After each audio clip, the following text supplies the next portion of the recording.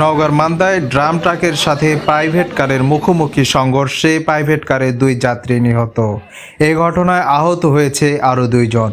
সোমবার 9 ডিসেম্বর বিকাল 4টার দিকে উপজেলার নওগাঁ রাজশাহী আঞ্চলিক মহাসড়কে শাহপুকুর নামক স্থানে ঘটে এই সড়ক দুর্ঘটনা। নিহতরা হলেন নওগাঁ জেলার সাপাহার উপজেলার চৌধুরীপাড়া এলাকার এনামুল হকের ছেলে আলভির রহমান জিহান ও একই এলাকার আব্দুল জব্বারের ছেলে মহিন আহমেদ সাগর। আহতদের নাম ঠিকানা জানা যায়নি, তবে তাদের উদ্ধার করে রাজশাহী মেডিকেল কলেজে ভর্তি করা হয়েছে। স্থানীয় সূত্রে জানা যায় প্রাইভেট কারটি রাজশাহী থেকে নওগাঁর দিকে আসছিল। এ সময় ঘটনাস্থলে পৌঁছালে নওগাঁ থেকে রাজশাহীর দিকে যাওয়া দ্রুতগামী একটি ড্রাম ট্রাকের সাথে মুখোমুখি সংঘর্ষ হয়। এ সময় প্রাইভেট কারটি দুমড়ে মুচড়ে রাস্তার পাশে পিলারে আটকে যায়। এতে ঘটনাস্থলেই প্রাইভেট কারের 2 যাত্রী নিহত হয়।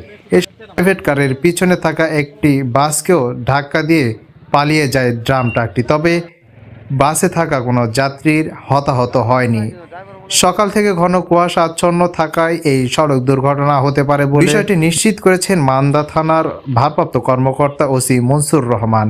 তিনি বলেন, ঘটনা পেয়ে ঘটনাস্থলে গিয়ে ফায়ার সার্ভিসের সহযোগিতায় মরদেহগুলো উদ্ধার করা হয়েছে। আইনীয় প্রক্রিয়া শেষে পরিবারের কাছে মরদেহ হস্তান্তর করা হবে। শাফিল ইসলাম রকি, সরজমিন, মান্দা।